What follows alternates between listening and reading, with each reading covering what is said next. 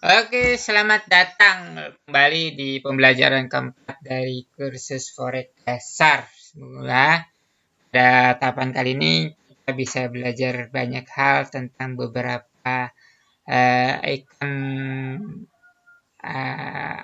ikon dari Forex itu. Apa itu ikonnya? Adalah candlenya.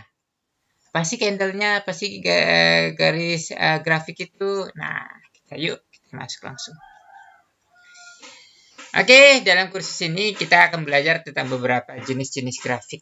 Nah, jenis grafik apakah yang paling umum digunakan? Bagaimana cara membaca grafik lilin Jepang candlestick? Nah, kerangka waktu apa yang harus dipilih guna memahami pergerakan pasar dengan lebih baik dan membuat perakiraan lebih realistis? Oke, di grafiknya ada grafik lilin Jepang, candle Jepang. Oke, ada grafik garis. Oke, jenis-jenis grafik. Ada dua secara garis besar, ada dua jenis grafik dasar yang tersedia di Forex, garis dan lilin Jepang. Mari kita pelajari lebih lanjut. Dari grafik garis. Grafik garis adalah yang paling sederhana karena mereka hanya menghubungkan harga-harga yang selama periode waktu yang ditentukan dan menggambarkan tren harga pada umumnya. Nah, gerakannya seperti ini ya. Oke, terus. Nah, ini menunjukkan gerak tutupnya di sebelah sini, nanjak lagi, tutup lagi di sini, lalu nanjak lagi, terus. Seperti itu ya. Anda bisa menggunakan grafik jenis ini sebagai overlay atau membandingkan grafik ketika menampilkan sebuah analisis antar pasar. Ya, sebagai contoh Anda bisa membandingkan harga dolar Australia dan emas dengan menggunakan sebuah grafik garis. Nah, ini grafik garisnya. Oke. Campurannya ya. Grafik lilin. Nah, lilin Jepang menawarkan bentuk grafik paling populer. Nah, ini yang paling sering digunakan. Ya. Untuk membaca pergerakan harga forex itu ya, lilin Jepang atau candlestick ini yang paling sering digunakan. Grafik lilin menampung lebih banyak informasi daripada grafik garis dan grafik ini ditampilkan dalam bentuk yang mudah ditangkap secara visual. Jadi naik dan turunnya kelihatan. Oke. Pada bagian tubuh badan yang sesungguhnya menandai area di antara harga. Di antara harga pembukaan dan harga penutupan. Harga pembukaan dan harga penutupan. Ini pembukaan di sini, penutupan di sini. Oke. Pada bagian tubuh tersebut akan transparan. Jika harga berakhir dengan ditutup lebih rendah, maka bagian tubuh akan terlihat solid. Jadi kalau menurun, dia gerakannya itu opennya di mana, lalu dia turun ke bawah menjadi gambaran menjadi solid. Nah, kalau transparan, kalau pembukaannya harga penutupan lebih tinggi daripada harga pembukaan. Nah, seperti ini. Pembukaan dengan harga penutupannya. Nah, seperti itu. Tapi ketika ke bawah, dia menjadi solid, tertutup. Ya. Lilin transparan menunjukkan kepada warna putih, sedangkan lilin solid menunjukkan kepada warna hitam. Meskipun pada kenyataannya grafik dapat ditampilkan dalam warna apapun. Nah, artinya nanti kita bisa setup sendiri ya sesuai dengan keinginan kita. Oke. Kawan-kawan bisa belajar ketika nanti pembelajaran live langsung ya, atau di tutorial langsung, di bimbingan langsung untuk setup ini. Dan kemudian dan yang mudahnya lagi, kawan-kawan di skala forex itu sudah menyediakan template-nya sehingga kawan-kawan tidak perlu sibuk lagi, repot lagi untuk setup garis-garis ini. Garis sempit disebut sebagai bayangan, menampilkan rentang harga untuk periode waktu yang telah ditentukan. Nah, ini dia garis sempit ya. Nah, jarumnya, ini bayangannya nih.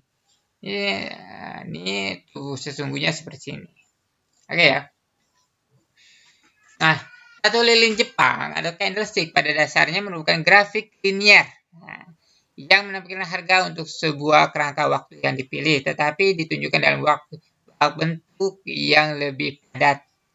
Perhatikan gambar sebuah grafik linear merepresentasikan sebuah harga yang bertumbuh dikonversikan menjadi lilin putih Jepang 5 menit. Nah, ini harga maksimal di sini, harga minimal segini. Pembukanya di sini, penutupan di sini. Jadi kemungkinan dia begini. Di sini dia bergerak sini, lalu ke atas sampai ke sini dan ternyata tutupnya di sini.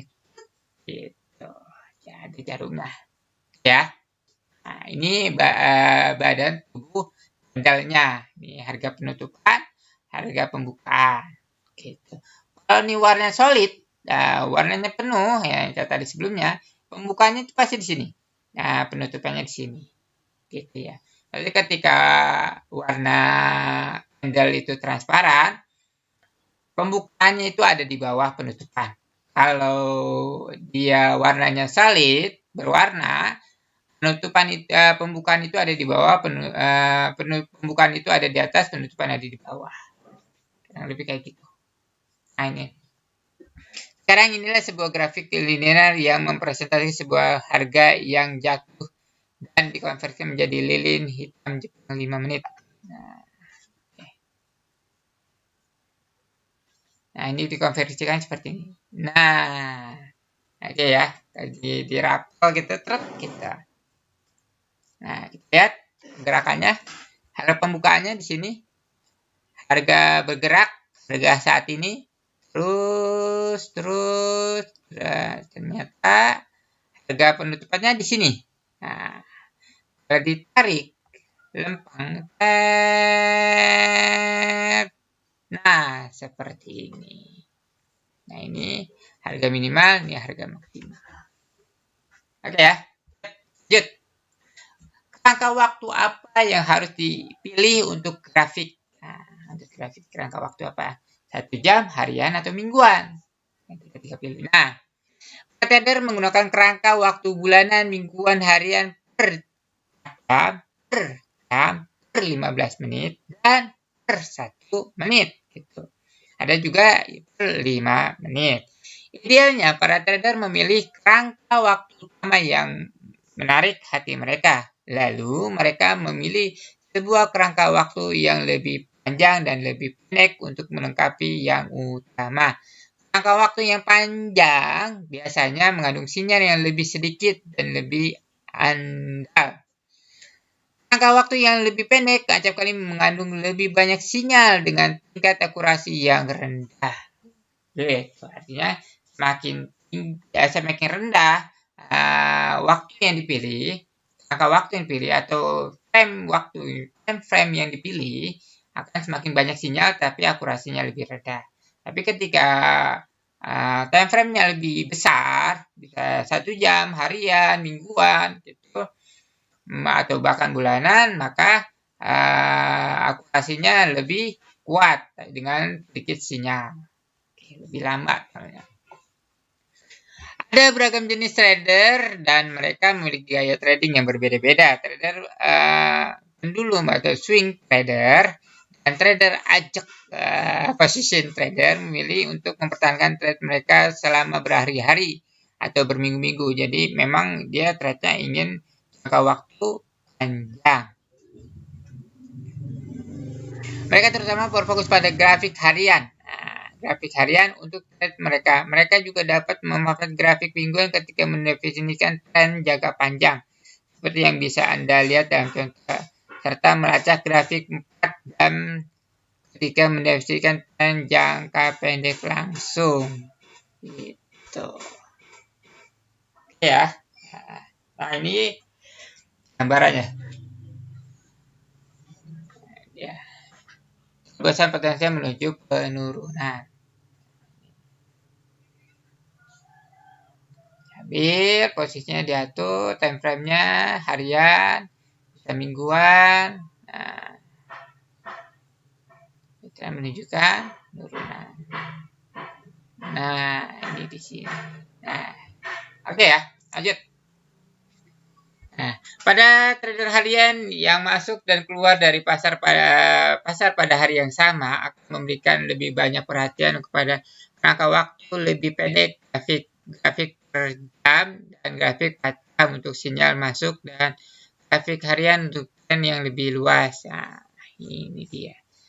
15 menit, 1 jam, 4 jam harian. Nah, ini yang bisa digunakan untuk trader harian biasanya. Bukan interval waktu ya. Rangkumannya, Anda yang pertama bisa menggunakan grafik garis untuk membuat sebuah analisis pasar. Tapi untuk menganalisis harga dari simbol yang Anda perdagangkan, Anda harus menggunakan grafik lilin. Yang kedua, lilin atau candle dapat ditampilkan dalam dua warna putih pulis, di mana harga penutupan lebih tinggi daripada harga pembukaan, dan hitam bearish, di mana harga penutupan lebih rendah daripada harga pembukaan. Ya. Ya, gunakan kerangka waktu yang lebih besar untuk menemukan dukungan dan garis ketahanan yang lebih kuat atau sebuah tren, dan gunakan yang lebih kecil dan membuat keputusan terakhir Anda. Jadi, time frame atau waktu yang lebih panjang, lebih luas itu untuk menunjukkan tren kita. Dan yang lebih pendek, lebih kecil atau yang lebih kecil untuk menentukan posisi apa yang kita ingin lakukan. Open ordernya apa?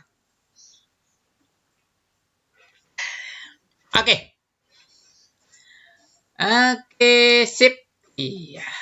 Dalam kursus berikutnya kita akan mempelajari biaya apa saja kah yang harus dihadapi seorang trader ketika melakukan trade forex. Apakah yang dimaksud dengan split, apakah yang dimaksud dengan swap, dan bagaimana cara menghindari pembayaran ketika Anda melakukan trade sepanjang malam. Jujur apa saja yang digunakan para broker, serta biaya apa saja yang tidak harus Anda bayar. Oke, demikian tentang pembelajaran grafik dasar ya. Ada dua jenis, ada lilin dan garis. Bye-bye.